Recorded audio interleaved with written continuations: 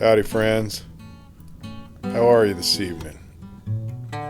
Yeah, well, you're looking good, so come on over here and get you something to drink here, and let's sit down. The fire's all stoked up, and the weather's great, and we've got some fun stories to tell tonight. I'm looking forward to it. So come on over and sit down. Well, I don't know if you've all got any stories to tell. We'll have to see, but I'm primed, and this one here just needs to be told. So let me start with this. Now, Ginger told me this story a little while ago, and I'd like to share it with all you here at the campfire. You see, Ginger's brother lived out in Alaska, a real man's man.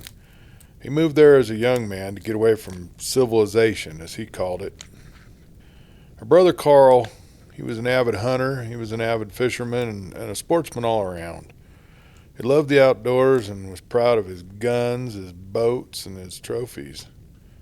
He wasn't a trophy hunter, but he hunted and fished for food. And apparently he was pretty good at it. He was generous and was always giving away halibut and salmon and venison to families of the guys that he worked with at the auto body shop. And he would send big boxes of frozen meat and fish to Ginger. Now, you see, Carl was a mechanic, and he was especially proud of a boat he'd converted into a car, and he would drive it around town, occasionally just for the fun looks he'd get from people. Well, Ginger and the kids had gone to visit Carl back in 2001. 2001 it was. Well, Celeste was turning 21, and Uncle Carl wanted to take her bar hopping to celebrate her 21st birthday. Well, bar hopping in Juneau, Alaska was quite an experience. Every bar in town knew her brother Carl, and they all had stories about his hunting and fishing experiences. Now, most of the stories that night consisted of, well, the one that got away stories. Fantastic tales of giant fish, enormous bear and moose, and the kind of banter that spawns camaraderie amongst the men and women who choose to make Alaska their home.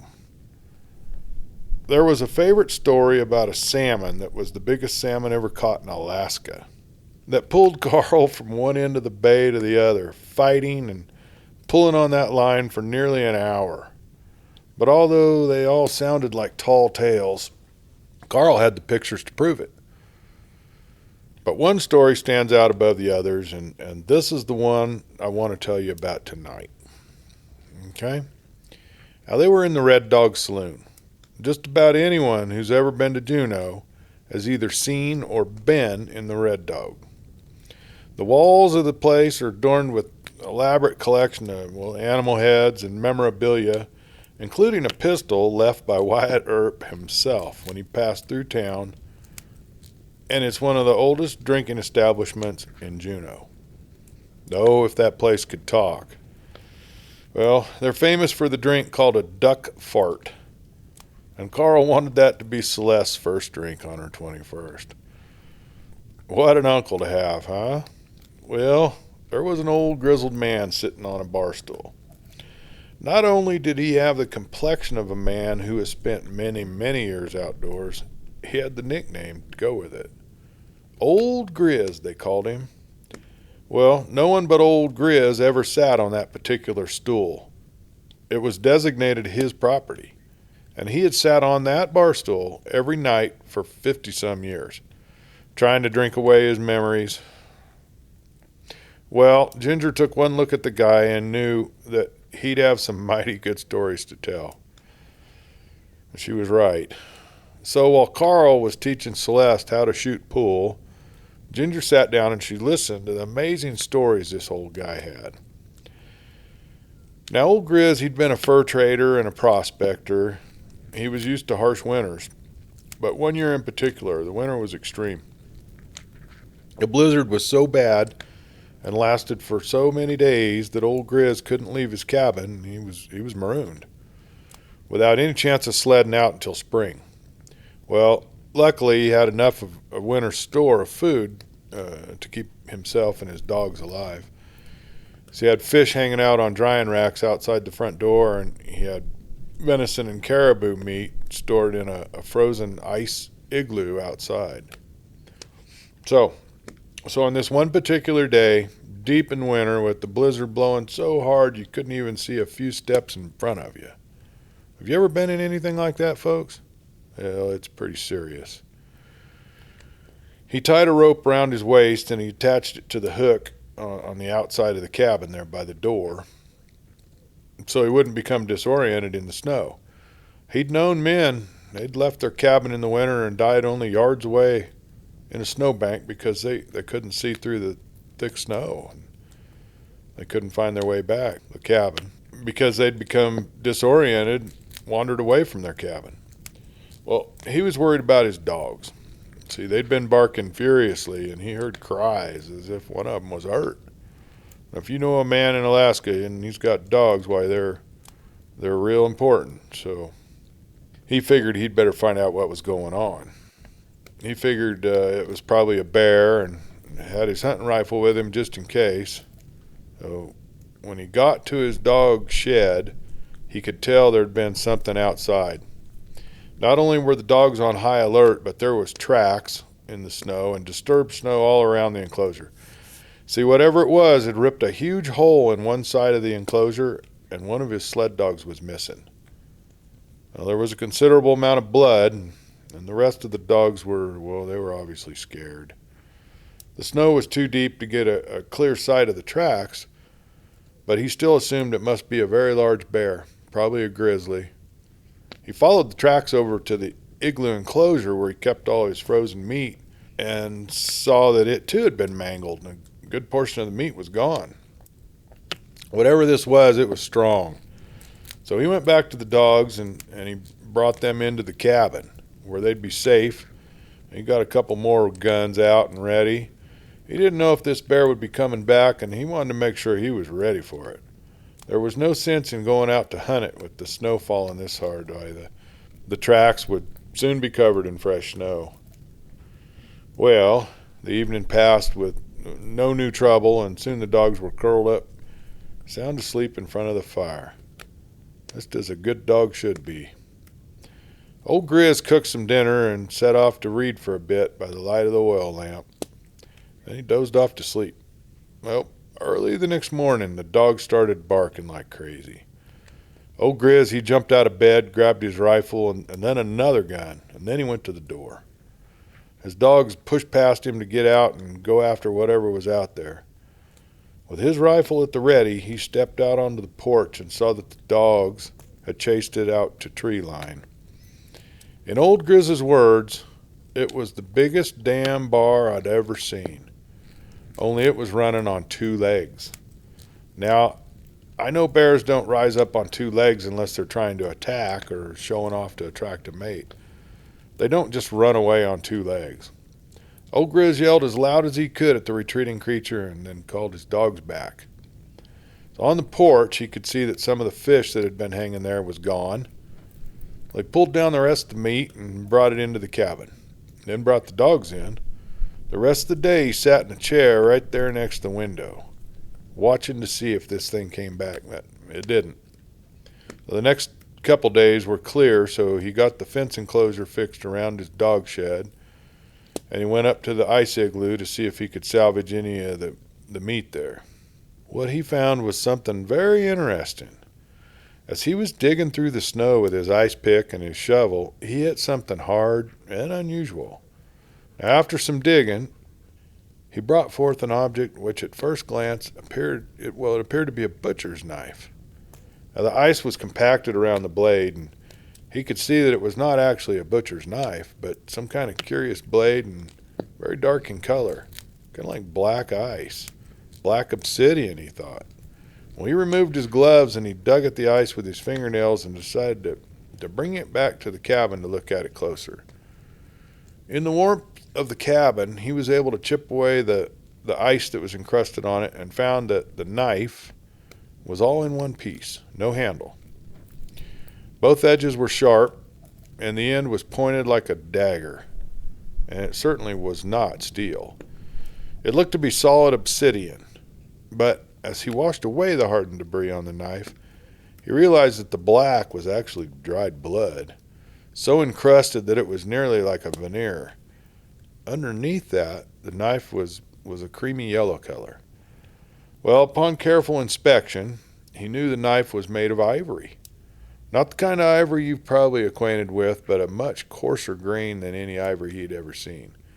He could only guess, with excitement, that the knife was carved from a mastodon's tusk, and it was very, very old. Had the large creature left it there? And if it did, that meant that whatever this thing was, it knew how to use a tool. Now, this was back in the day when the term Bigfoot was not known. But he had heard legends of a mighty Sasquatch that roamed Canada and most likely Alaska as well. Whatever it was big. It ran on 2 legs and had taken most of his winter meat supply, not to mention one of his sled dogs. Well, for the next several days, he waited.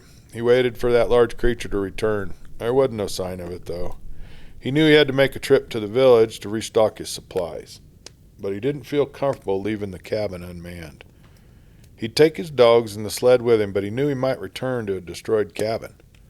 So he decided he'd wait it out for a while and see if that creature returned.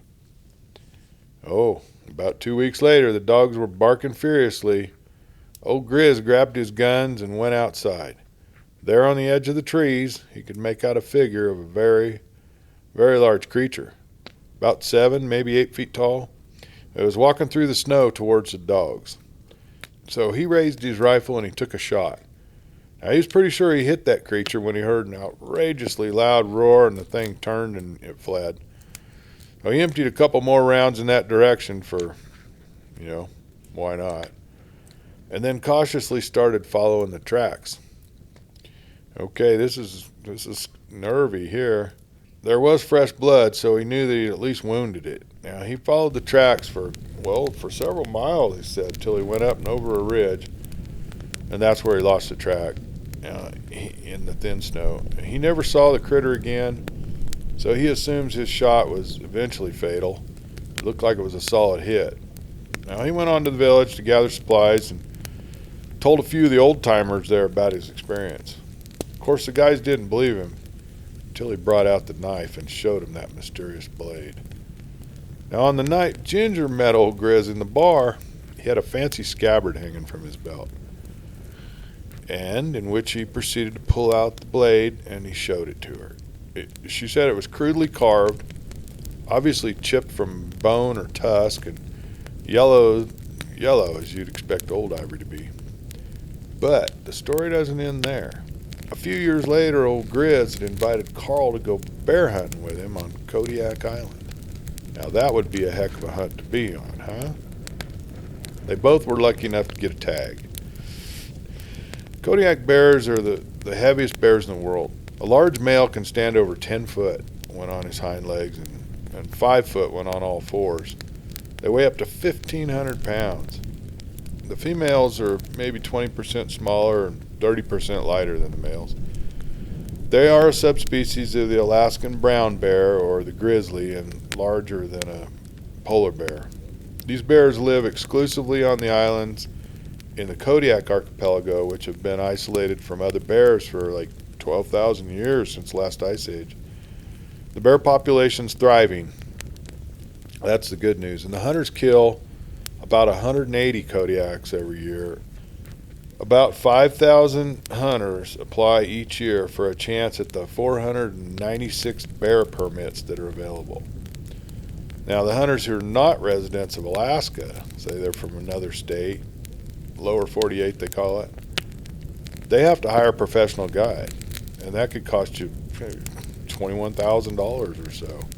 But apparently, if you're a resident of Alaska, you're free to hunt as long as you have the tag and follow the rules. You don't need a guide. Well, Carl had been trying to get a tag since he'd arrived in Alaska several years before, so he was pretty excited. Now, Ginger's brother had ferried over a pickup truck and had a cooler in the back full of Budweisers. Her brother had the mindset that the only sustenance his body needed, besides all the meat and fish he could kill and eat, was Budweiser. Everyone who knew Carl used to joke that he had no blood in his veins, that if he cut himself, he'd bleed out Budweiser. Well, he'd fallen asleep in the cab of his truck waiting for old Grizz to show up, his rifle at his side, when he felt something rock his truck. He woke up out of a deep sleep to see an enormous bear reaching in the back of his pickup. His head only inches away from Carl's, with only a thin piece of glass between the two. The bear was tearing into those cans of beer. In the fright of seeing that giant bear that close, Carl sobered up right quick and just about died of a heart attack.